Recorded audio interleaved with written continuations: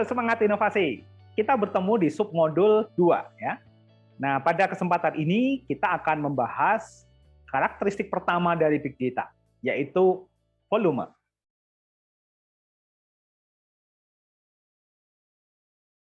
Volume maknanya adalah size ya, adalah besaran begitu. Kalau dulu kita mengenal volume ya sisi kali sisi kali sisi ya, atau panjang kali lebar kali tinggi begitu dan seterusnya. Tetapi dalam konteks volume big data ini kita bisa mengidentifikasi bahwa big data itu bukan hanya data besar dalam konteks dia adalah file atau satu kumpulan data yang volumenya sangat besar atau size-nya sangat besar. Tetapi bisa dimaknai menjadi dua hal.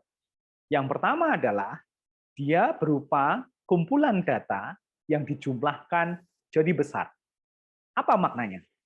Kumpulan data yang dijumlahkan jadi besar itu adalah kita memiliki kumpulan data yang secara satuan datanya itu sebenarnya kecil-kecil.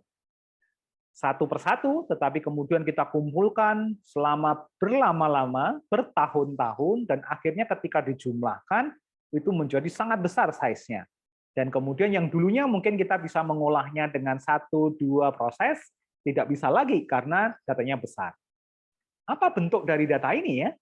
Nah, kita bisa melihat contohnya ada di data-data sosial media. Tiap hari rekan-rekan bangun tidur, posting di Twitter, sharing foto, dan lain sebagainya. Mungkin secara satuan, satu post di Twitter, satu image di Instagram, itu tidak terlalu besar ukuran filenya. Tetapi karena kalian lakukan bertahun-tahun, ya, berlama-lama, maka otomatis itu akan jadi kumpulan data yang sangat besar. Mungkin kalau kalian masih bekerja dengan kertas, ya kertas itu kita buat coret-coret, kemudian setiap coretan kita tumpuk satu persatu. Kalau sudah bertahun-tahun itu akan menjadi gudang. Nah itu dia.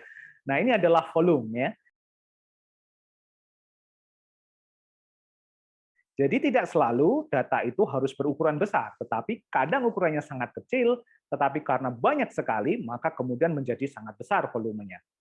Di contoh yang lain adalah kita bisa memaknainya, contoh itu ada di Internet of Things ya atau IoT yang kita kenal. Sensor suhu misalnya.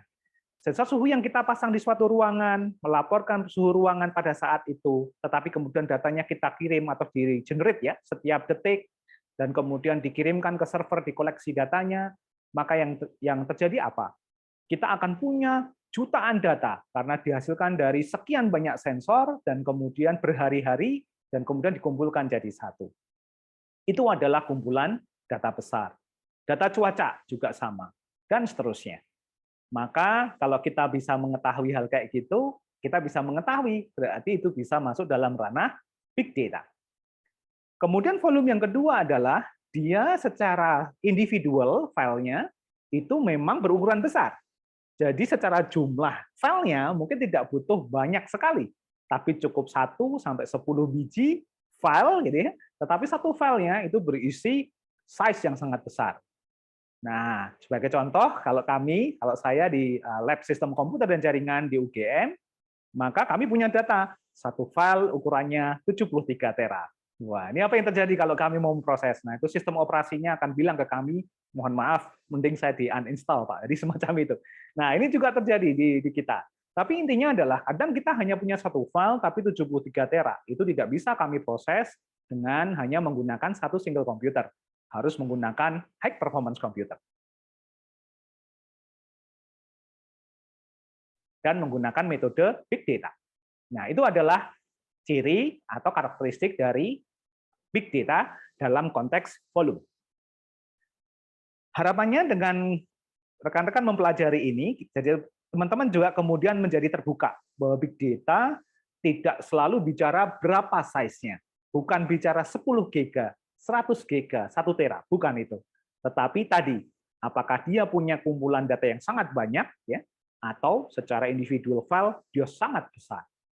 Nah, moga-moga ini mencerahkan dan memahamkan tentang definisi big data, konsep dan karakteristik big data dalam konteks volume. Kita bertemu di submodul berikutnya. Semangat inovasi!